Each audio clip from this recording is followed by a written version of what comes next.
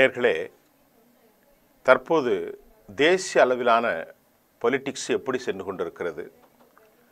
அதாவது நாம் பார்க்கிற போது இந்த வழக்கில் ஞானேஷ்குமார் அவர் தேர்தல் கமிஷனர், அவர் மோசடியில் சம்பந்தப்பட்டிருக்கிறார், ஒரு அரசியல்வாதியாக செயல்படுகிறார். ஆகவே 62 லட்சம் வாக்காளர்களை அவர் நீக்கம் செய்தார் என்றும் 40 பேர் கொண்ட அந்த கமிட்டி கர்நாடகா மற்றும் நாடு முழுவதும் வாக்குகள் திருடப்பட்டிருப்பதாக நாம் செய்திகளை வெளியிட்டிருக்கிறோம். பலாயிரக்கணக்கானவர்கள் இதை பார்த்து கொண்டிருக்கிறார்கள். இது நிரூபிக்கப்படுகின்ற நேரத்தில் அவற்றின் உண்மைகள், மேனிப்புலேஷன், டேம்பரிங் எப்படி எடுத்துக்கொண்டாலும் அது விதிக்கு வரும். அதில் எந்த சந்தேகமும் இல்லை. தற்போதைய செய்தி என்னவென்றால், திரு ராகுல் காந்தியின் இந்த நடவடிக்கை இந்தியாவை தாண்டி உலகம் முழுவதும் வாழ்கிற இந்திய மக்களுக்கிடையும் மோடி அரசின் மீது ஒரு அவநம்பிக்கை ஏற்படுத்தியதை ஞானேஷ்குமாருடைய பேட்டி தெரிவித்தது. இந்தியா கூட்டணி எதிர்க்கட்சிகள், அவர்களுக்கு ஜனநாயக ரீதியில் சில உரிமைகள் உண்டு. சேர்ப்பித்தல், இணைத்தல் என்பதை தாண்டி 62 லட்சம் வாக்காளர்களையும் தாண்டி பல இடங்களில் ஆட்கள் இல்லாத வீடுகளில் இருப்பதாகவும், வீடுகள் இல்லாததை 0ல் 500 வாக்காளர்கள், 180 வாக்காளர்கள், 70-40 என்று பதிவு செய்ததை திரு ராகுல் காந்தியுடைய தலைமையிலான டீம் அறிவிப்பு செய்த அதே நேரத்தில் ஓட்டர்ஸ் அதிகார் யாத்ரா அவர் மேற்கொண்டிருந்தார். அதே நேரத்தில் மாலை 3 மணிக்கு தேர்தல் அதிகாரியும் தனது பிரஸ் மீட்டிங்கை வைத்திருந்தார். அவர்களிடத்திலே கேட்ட கேள்விக்கு எந்த பதிலையும் அவர் வழங்க மறுத்துவிட்டார், அல்லது அவரால் வழங்க இயலவில்லை. அதாவது ரைட் இன்ஃபர்மேஷன் ஆக்டில் கேட்ட தகவல்களை சொல்ல முடியவில்லை, டிஜிட்டல் ஏன் தரவில்லை, வீடியோ பதிவுகள் ஏன் தரவில்லை, இப்படி ஏராளமான கேள்விகள் எப்படி நீங்கள் எதற்கும் அவர் பதில் சொல்லவில்லை என்பதை நிர்மலா சீதாராமனுடைய கணவர் பொருளாதார நிபுணர் பர்கலா பிரபாகர் அவர்கள் தெரிவித்திருந்த கருத்தும் நாம் இப்பொழுது பார்க்கிறோம். இந்த நிலையில் திடீரென 130(1) என்ற பிரிவில் ஒரு அமெண்ட்மெண்ட்டை அவர்கள் கொண்டு வந்தார்கள். இந்த அமெண்ட்மெண்ட்டின் மூலமாக யாரெல்லாம் அமைச்சர்களாக இருந்தாலும் முதல்வராக இருந்தாலும் தவறு செய்தால் இந்த 130 பிரிவு ஏயின் படி அவர்கள் குற்றவாளிகளாக கைது செய்யப்பட்டு அவருடைய பிரைமா ஃபேசியின் அடிப்படையில் சிறையில் வைத்து 30 நாட்களுக்கு மேல் அவர்களுக்கு வெளியே வராமல் 31 நாள் இருக்கும் நிலை தொடர்ந்தால் ஆட்டோமேட்டிக்காக இந்த 137 அவங்க டிஸ்குவாலிஃபைட் ஆயிடுவாங்க, முதலமைச்சராக போயிடுவாங்க, இருக்க முடியாது. இது ஒரு சர்வாதிகார சட்டம் என்றும், இதன் மூலமாக வேண்டுமென்றே ரீஜனல் பார்ட்டிஸ் பலரை அழிப்பதற்கு பாஜக பெரிய அளவில் திட்டம் போட்டிருப்பதையும் எதிர்க்கட்சிகள் குழப்பின, பெரிய அளவில் போராடுறாங்க. அப்போ இப்போ இதில் 2 விஷயத்தை நாம் இணைத்து பார்க்கணும். ஒன்று, ஓட்டர்ஸ் அதிகார் யாத்ரா நடந்து இந்தியா முழுவதும் பரபரப்பாக சென்று கொண்டிருக்கிற நேரத்தில் இந்த 130 கொண்டு வர நோக்கம் என்ன? காஷ்மீருக்கான அதிகாரம் இதுவரை கொண்டு வரலையே 2025, 130 கொண்டு வருவதற்கு நோக்கம் என்ன? 3 சட்டங்களை உடனடியாக கொண்டு வந்து இதை அவர்கள் மடைமாற்றம் செய்கிறார்கள், மக்களுடைய அட்டென்ஷனை திருப்புறார்கள் என்பதுதான் குற்றச்சாட்டு. இதில் உண்மை இருக்க அதிகம் வாய்ப்பு இருக்கிறது. ஏனென்று கொண்டால் அமித்ஷாவை பொறுத்தவரை ஒரு சாதாரணமான ஆள் இல்லை, ஒரு மிகப்பெரிய அரசியல் சாணக்கியன். எந்த நேரத்தில் எதை மக்கள் பேசும்போது எதை மடைமாற்றம் செய்ய வேண்டும் என்று அவருக்கு அதிகம் தெரியும். ஆகவேதான் எதிர்க்கட்சிகள் கேட்டார்கள், 2010 குஜராத் படுகொலையின் வழக்கில் நீர் கைது செய்யப்பட்டு நீங்கள் சிறையில் இருந்தீர்களே என கேட்டார்கள் காங்கிரஸ் கட்சியின் சார்பில். ஆம், நான் இருந்தேன், அதற்கு முன்பு என் பதவியை ராஜினாமா செய்துவிட்டேனே என்று அவர் ரொம்ப சாணக்கியத்தனமாக பதில் சொன்னார். திருப்பி சொன்னால் 3000க்கும் மேற்பட்ட அப்பாவிகள், ஏழைகள் படுகொலை செய்யப்பட்டார்கள். Naroda Patiya, Gulbarga society, best bank, Bilkis Bano குடும்பங்கள் எல்லாம் அழிக்கப்பட்டது, தரைவாக்கப்பட்டது, 13 பேர் கொலை செய்யப்பட்டார்கள். இந்த விவகாரங்களை எல்லாம் இப்பொழுது எளிதாக உலகம் மறந்து போய்விட்டது. இதையெல்லாம் யார் செய்தாலும் சரி. 1984 பிரதமர் இந்திரா இறந்தபோது சீக்கியர்கள் செய்யப்பட்டார்கள். இதையும் நாங்கள் மறக்க முடியாது. ரெண்டையும் எதையுமே மறக்க முடியாது. அநீதியாளர்களுக்கு இந்த நாட்டில் இடமில்லை. ஆக இந்த விவகாரத்தை தாண்டி தற்போது ஓட்டு திருட்டில் இப்பொழுது இதை கொண்டு வந்து பேச்சு பொருளை மாற்றுகிறார்கள். அது உண்மைதான். இருந்தாலும் அவ்வளவு எளிதாக இந்த ஓட்டு திருட்டு கைவிடப்படாது. இன்னும் அடுத்தடுத்தது வடிவம் கொடுக்கும். எவ்வளவுதான் பிஜேபி புதிய புதிய சட்டங்களை கொண்டு வந்து மடைமாற்றம் செய்ய முடியும். தற்போதைய நிலையில் சந்திரபாபு நாயுடு அவருடைய 16 எம்பிக்கள் கலந்து கொள்ளவில்லை என்ற ஒரு செய்தி கிடைத்திருக்கிறது. எதுக்கு? ரெட்டியை வைஸ் பிரசிடெண்டாக நியமனம் செய்வதற்கு திரு நாயுடு எம்பிக்கள் அந்த கூட்டத்தில் என்டிஏ கூட்டத்தில் கலந்து கொள்ளவில்லை என்ற செய்தி வந்தது. ஆனால் அதற்கு பின்பு நேற்று நாயுடு அவர்கள் தமிழ்நாட்டுடைய சிபி ராதாகிருஷ்ணனுக்கு ஆதரவு தெரிவித்து விட்டார் என்பது வேறு கதை. இந்த 131 அமெண்ட்மெண்ட் யாராக இருந்தாலும் காலி செய்வது ரீஜனல் பார்ட்டிக்கு பெரும் சிக்கலை ஏற்படுத்தும் என்பதும் நாயுடுக்கும் சிக்கல் தானே. அவர் மீது வழக்குகள் நான் நேற்று சொன்னேன். ஒரு வழக்கு 2 வழக்கு இல்லை.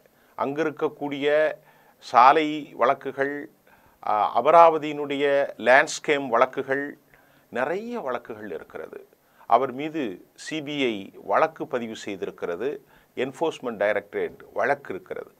நாளை அவர் ஆதரவை மறுத்தால் அடுத்த நிமிடம் அவர் கைது செய்யப்படலாம் என்ற சூழலில் தற்போது விழுங்கவும் முடியாமல் வெளியே தள்ளவும் முடியாத ஒரு அபாய கட்டத்தில் திரு சந்திரபாபு நாயுடு இருப்பதையும், இதையெல்லாம் மீறி சந்திரபாபு நாயுடுக்கு ஒரு பெரிய ஆஃபரை இந்தியா கூட்டணி வழங்கியிருக்கிறார்களாம். அந்த செய்தி வந்திருக்கிறது. அதனுடைய அத்தென்டிசிட்டி குறித்து நம்மிடத்தில் எந்த எவிடன்ஸும் இல்லை. எல்லாம் அப்படி பேசப்பட்டு பின்புதான் அவை உறுதி செய்யப்படும். இப்பொழுது நாயுடை பொறுத்தவரை ஒரு நிர்பந்தத்தில்தான் பாரதிய ஜனதாவுக்கு ஆதரவு கொடுத்திருக்கிறார். ஒன்று என்ன நிர்பந்தம் என்று பார்க்கிற போது, இந்த வழக்கிலிருந்து தன்னை தற்காத்து கொள்ளவும், அதே போன்று தனது அமராவதிக்கு தேவையான நிதிகளை பெறுவதற்காகவுமே அவர் இதத்தில் சேர்த்து கொண்டிருக்கிறார். அதே சமயம் நாயுடு தொடர்ந்து பயணிக்க முடியாத ஒரு அச்சத்தில் அவர் இருப்பதாகவும், இதனால் என்டிஏ கூட்டணியால் வருங்காலம் தமக்கு சூன்யமாக மாறிவிடும் என்றும் அவர் அஞ்சுகிறார். இதற்கு தான் அவருடைய மகன் நயாரா லோகேஷ் அவரை மாநில பதவிக்கு நியமித்துவிட்டு என்ன சொல்லியிருக்கிறாங்க ராகுல் காந்தி தனிமையில் பேசுகிற போது, இது நம்முடைய ஜெகன்மோகன் ரெட்டி சொன்னது, நீங்கள் 2 ஆஃபர் உங்களுக்கு இந்தியாவினுடைய ஜனாதிபதியாக திரு நாயுடுவை நியமிப்பதற்கு அவர்கள் முடிவு செய்திருக்கிறார்கள். நாயுடுவை இந்திய ஜனாதிபதியாக நியமித்தால் இந்த வழக்குகள் அனைத்தும் முழுமையாக தூர்வாரப்படும், அழிக்கப்படும், இல்லாமல் போகும். த ஹானரபிள் பிரசிடென்ட் ஆஃப் இந்தியாவுக்கு மேலே அவருக்கு எந்த வழக்கும் நிற்க முடியாது. எந்த இன்வெஸ்டிகேஷன் ஏஜென்சியும் அவரோடு தொட முடியாது. அனைத்தும் ஃபால் டவுன். அப்படிப்பட்ட சூழ்நிலையில் இதை வருவதற்கான திட்டங்கள் ஒன்று ரகசியமாக சென்று கொண்டிருப்பதாகவும், அதே போன்று நிதிஷ்குமாருடைய 16 எம்பிக்கள் ஒரு கருத்து என்ன சொன்னால், டிசம்பருக்கு பின்பு நிதிஷ் கண்டிப்பாக தோல்வியை சந்திக்கலாம். அப்படி சந்திக்கின்ற போது எம்பிக்கள் இடம் தெரியாமல் மாறலாம். அவற்றில் 6 எம்பிக்கள் இந்தியா கூட்டணிக்கு வரலாம், மீதி உள்ளவர்கள் வேறு கூட்டணிக்கு செல்லலாம் என்றெல்லாம் சொல்லப்படுகின்றது. தேஜஸ்விக்கு தற்போது பீகாரில் அதிக வாய்ப்புகள் இருப்பதையும், நிதிஷ்குமாருடைய 12 எம்பிக்களில் பலர் இந்தியா கூட்டணிக்கு திரும்புவதும், நிதிஷ் ஒருவேளை தோற்றால் பெரிய அளவிலான சிக்கல்களும் மாற்றங்களும் தேசிய அளவில் ஏற்படும் என்பதையும் சொல்லப்படுகிறது. அது மட்டுமில்லாமல் தற்போது அடுத்த செய்தியில் 40க்கு மேற்பட்ட கார்ப்பரேட் கம்பெனிகள் மோடிக்கு ஆதரவை அவர்கள் வழங்கவில்லை என்றும், அமெரிக்கா வரி விதித்தற்கும் இந்த கார்ப்பரேட்டுகள் அமெரிக்காவோடு நெருக்கமாக சில செய்திகளை சொன்னதாகவும், குறிப்பாக மோடியின் சரிவை அவர்கள் உணர்ந்து கொண்டதாகவும் கூட சில செய்தி ஏடுகள் தனது செய்தியை தெரிவிப்பதை நான் இப்பொழுது ஆதாரமாக கையில் வைத்திருக்கிறேன். ஒரு செய்தியை நான் பேசும்போது அந்த செய்திக்கான அத்தென்டிசிட்டி இருக்கிறது. நீங்கள் எதை பேஸ் பண்ணி பேசுனீங்கன்னு கேட்டால் நான் அந்த வீடியோ பதிவை நான் பேசுவதற்கு 2 நாட்களுக்கு முன்பு அது வெளியானதை நான் உங்களுக்கு தர காத்திருக்கிறேன். ஆகவே இவற்றில் அம்பானி, ஆதானி உள்பட இந்த 2 கார்ப்பரேட்டுகளும் இந்த 40 கார்ப்பரேட்டுகளில் அடங்குவார்கள் என்றும், இவர்கள் அமெரிக்காவில் சில செய்திகளை மேல்மட்டத்தில், இந்த கார்ப்பரேட்டுகள்னால் சாதாரணமான இல்லை, பல லட்சக்கணக்கான கோடி ரூபாய் உள்ளவர்கள், ஆகவே இவர்கள் மோடியின் சரிவை யூகித்திருக்கிறார்கள் என்று சொல்லப்படுகிறது. இதற்கிடையிலே கர்நாடகாவினுடைய இந்த ஓட்சாரி வெற்றி பெறவில்லை. ட்ரம்புடைய அரசாங்கத்தினுடைய நிலைமைப்பாடுகள், ரிலையன்ஸ் அம்பானி அவருடைய குடும்பத்தில் ORF என்று சொல்லக்கூடிய ஒரு ஆய்வு களம் ஒன்று இருக்கிறது, ரீசர்ச் அண்ட் டெவலப்மெண்ட். இது சர்வதேசத்தை ஆய்வு செய்யும், சர்வதேச நாடுகளின் தொழில்களை, முதலீட்டுகளை ஆய்வு செய்யும், சர்வதேச நாடுகளின் மதிப்பீட்டை அவர்கள் ஆய்வு செய்வார்கள். அந்த ORF என்பது அரசுகளின் நிலைகளை இந்த அமைப்பு அம்பானிக்கு தெரிவிக்கின்றது. இந்த ORF உடைய அமைப்பு ரொம்ப ஓல்டு. இதை முதலில் வைத்தது திருப்பானி அம்பானி தான், ஃபவுண்டேஷன். ORF ரொம்ப வைப்ரண்ட்டாக செயல்படுவதாகவும், இப்பொழுது அவர்கள் ஜனவரி 19 ட்ரம்பை அம்பானி சந்தித்த போது அவர்களுக்குள் ஒரு இணக்கம் ஏற்பட்டன. 19 லட்சம் கோடி முதலீடை வைத்திருக்கிறார். அப்பொழுது அவர்கள் மோடி ட்ரம்புக்கு விரிசல் அதற்கு பின்புதான் ஏற்பட்டது என்றும் சில தகவல்கள் கசிந்திருக்கிறது. உண்மையிலேயே ட்ரம்ப் மே 15 விரிவான பேச்சுவார்த்தையை நடத்தினார். ரஷ்யா இந்தியாவிடம் பெற்ற ஆயில், ரஷ்யாவிடமிருந்து இந்தியா பெற்ற ஆயில் பர்ச்சேஸ், ரஷ்யாவினுடைய ஆதரவோடு 49% நயாரா, இந்த விவகாரங்கள் அனைத்தும் அம்பானி குரூப்புகளால் அமெரிக்காவுக்கு சொல்லப்பட்டதாகவும் கூட தற்போது ஒரு செய்தி வழிந்திருக்கிறது. ஆகவே ஒன்லி அம்பானி குரூப் என்ன செய்கிறார்கள்? Ambani only oil, gas, energy தான். ஆனால் Adani energy, port, airport, regional section, coal import என்று எல்லா துறைகளிலும் இதெல்லாம் அவர்களுக்குள் இருந்த மோதலை அமெரிக்காவுக்கு தெரிவித்ததன் விளைவாகத்தான் இந்த தடைகள், இந்த பிரச்சனைகள் ஏற்பட்டிருக்கிறது. கார்ப்பரேட்டுகள் இந்திய அரசியலில் ஏற்படுகிற மாற்றத்தை அவர்கள் கவனித்திருப்பதின் ஒரு நிலை இப்பொழுது நமக்கு தெரிந்திருக்கிறது. உண்மையிலேயே ஆதானியினுடைய இந்த அமெரிக்காவினுடைய நிலை, ஷேர்களை அவர்கள் கொடுத்தது, தற்போது கார்ப்பரேட்டுகளின் நிறுவனங்கள், இது ஒரு செய்தியில் போயிட்டுருக்கு. குஜராத் லாபி சாதாரணமான ஒரு லாபி இல்லை. இதை அடுத்த செய்தியில் பார்த்தா உண்மையிலேயே அமெரிக்காவை தாண்டி, இந்திய கார்ப்பரேட்டுகளை தாண்டி RSS விரும்பவில்லை என்றும் சொல்லப்படுகிறது.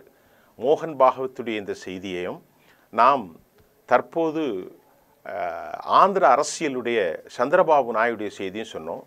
என்னன்னு பார்த்தனா, இந்த ஓட்சோரி மிகப்பெரிய பிரளயமாகிவிட்டதையும், ஜெகதீப் தன்பர் எங்கே சென்றார் என்ற கேள்வியும் எழுகின்றது. அவர் இப்பொழுது அமைதியாகிவிட்டார். அவர் மட்டும் அமைதியாகவில்லை, ஞானேஸ்வர் குமாரும் அமைதியாக இருக்கிறார். முன்னாள் தேர்தல் கமிஷனர்கள் அனைவரும் மௌனமாகிவிட்டார்கள். இதில் ரொம்ப முக்கியமாக பண்ணது ராஜீவ் பிரதாப் ரூடி. இவர் ஒரு RSSகாரர். இவரை தோல்வியடைய செய்வதற்கு அமித்ஷா திட்டம் போட்டார். இதை எதிர்க்கட்சிகளின் வாக்கின் மூலமாக கான்ஸ்டியூஷன் கிளப்பில் அவர் வெற்றி பெறுவதற்கு இந்தியா கூட்டணி உதவி செய்ததையும், இது பெரும் சவுக்கடியாக மாறியதையும் RSS ரசிக்கவில்லை. RSSஐ பொறுத்தவரை என்ன சொல்கிறார்கள் என்றால், பிஜேபி வளர வேண்டும், ஆனால் இந்த 2 பேரும் இருக்கக்கூடாது என்பதுதான் அவர்களின் திட்டமாக இருக்கிறது என்ற செய்தியும் அந்த செய்தி ஏடு தெளிவாக தெரிவித்திருக்கிறது. ஆகவே RSS மோடி, அமித்ஷா இருக்கக்கூடாது, ராஜீவ் பிரதாப் ரூடி பெற்றிருக்கக்கூடிய அந்த வெற்றியை வைத்து எதிர்க்கட்சிகள் தான் என்பதையெல்லாம் அவர்கள் தெளிவாக அவதானித்திருக்கிறார்கள். சந்திரபாபு நாயுடு நேற்று முன்தினம் சந்தித்தாலும், ராதாகிருஷ்ணனை சந்தித்தாலும் அவருக்கான வாய்ப்புகள் அதிகம் இருக்கின்றது. அந்த செய்தி இவ்வாறு முடிக்கின்றது: ஒருவேளை 240 வைத்து ஆட்சி ஆதரவுகள் மாறினால் மறு தேர்தல் என்பது வராது, அதற்கான சாத்தியமும் இல்லை. ஆனால் அவர் ஜனாதிபதியாக ஆக்கப்படலாம் என்ற ஒரு செய்தியில் உண்மை இருப்பது இல்லை என்பதை தாண்டி இப்போது பேச்சு பொருளாக ஆகியிருக்கிறது. அதே சமயம் இந்த ராஜீவ் பிரதாப் ரூட்டி கான்ஸ்டியூஷனல் கிளப்புக்கு வந்தது தற்போது இன்டர்னல் கிரைஸை பிஜேபிக்குள்ளே ஏற்படுத்தியிருக்கிறது. இருக்கக்கூடிய 240 பேரும் பாரதிய ஜனதாவில் மோடி அமித்ஷா ஆதரவாளர்கள் அல்ல. நல்லா கவனிங்க. அதில் ஒரு மிகப்பெரிய அளவுக்கு ஆர்எஸ்எஸ்னுடைய ஆதரவாளர்களாக இருக்கிறார்கள். ஆகவே இப்பொழுது நேரடியாக நாயுடு மிரட்டப்பட்டிருக்கிறார். இங்கே பாருங்கள், நீங்கள் ஏன்னா அவங்களுக்கு எல்லா இன்டெலிஜென்ஸும் தெரியும். நீங்கள் அங்கே மாறினா உங்களுடைய அரசியல் அவ்வளவுதான், ஏஜென்சி ரெடியாக இருக்குது அப்படிங்கிறத நேரடியாக சொல்லிவிட்டதாகவும் தெரிகின்றது. ஆகவே ஒரு நீண்ட அனுபவம் கொண்ட நாயுடு ஒரு ரொம்பவே எதிர்பார்த்து கொண்டிருக்கிறார். செப்டம்பர் 15க்கு அப்புறம் என்ன நடக்க போகுது, 17க்கு அப்புறம் உடனடியாக 17ஆம் தேதி அவர் பதவியிறக்க மாட்டார். 11ஆம் தேதி மோகன் பாகவத் பதவி விலகினால், ஆர்எஸ்எஸ்லேருந்து இறங்கினால், அதற்கு பிறகு அவர்கள் தெளிவான திட்டத்தை ஃபோக்கஸ் பண்ணுவாங்க. ஏற்கனவே எடுத்த முடிவில் மோடி அவர்கள் இறங்க வேண்டும் என வலியுறுத்துவார்கள். அதனால தான் இப்போ மௌனமான பேச்சில் குழப்பமான நிலையில் அமித்ஷாவை நாம் அவதானிக்க முடிகின்றது. ஆக இதெல்லாம் வடநாட்டிலிருந்து வரக்கூடிய சில செய்திகள். அடுத்து இதில் என்ன முன்னேற்றம் வரப்போகிறது? உண்மையிலேயே ராகுல் காந்தி இந்தியாவினுடைய ஒரு ஹீரோவாகவும் பப்பு என்பவர் பயல்வானாகவும் மாறியிருக்கிறார். அவர் கொண்டு வந்த வாட்சோரி, அதாவது வாக்கு திருடப்பட்ட வாக்கின் மறுவடிவமாக ரீஜனல் பார்ட்டிகளை அழுத்தி ஒரே நாடு ஒரே தேசம் ஒரே ஓட்டு என்பதை கொண்டு வருவது பின்னால் தங்களுக்கு சிக்கலை ஏற்படுத்திவிடும் என்பதை ஆதரவில் இருக்கக்கூடிய என்டிஏயில் இருக்கிறவங்களே அச்சப்படுகிறார்கள். ஆக ஒரு காலத்தில் இப்பொழுது மாறலாம். இப்பொழுது எதிர்க்கட்சிகள் கடுமையான இணைப்பிலும் ஒற்றுமையிலும் இருக்கிறது. அவர்களுக்கு ஒரு நல்ல சோர்ஸ் தான். என்ன நடக்கப் போகிறது? இதில் ஒரு பெரிய செட்பேக் மோடிக்கு ஆர்எஸ்எஸ்னுடைய குடைச்சல், எதிர்க்கட்சிகளுடைய குடைச்சல், வாக்கு திருட்டு விவகாரம். அதே மாதிரி தனது ஆதரவாளர்களான நிதிஷ் பீகார் தேர்தலுக்கு பின்பு தோற்றால் கட்சி உடையும், 16 பேரை வைத்திருக்கக்கூடிய நாயுடு ரகசிய கூட்டணியில் இருக்கிறார் என ஜெகன்மோகன் ரெட்டியினுடைய செய்தி, அடுத்தடுத்து வரக்கூடிய செய்திகள்லாம் இந்திய அரசியலில் ஒரு பெரும் தாக்கத்தை ஏற்படுத்தலாம் என்று நம்புவதற்கு வாய்ப்புகள் இல்லை என்று நாம் மறுக்க முடியாது. நன்றி.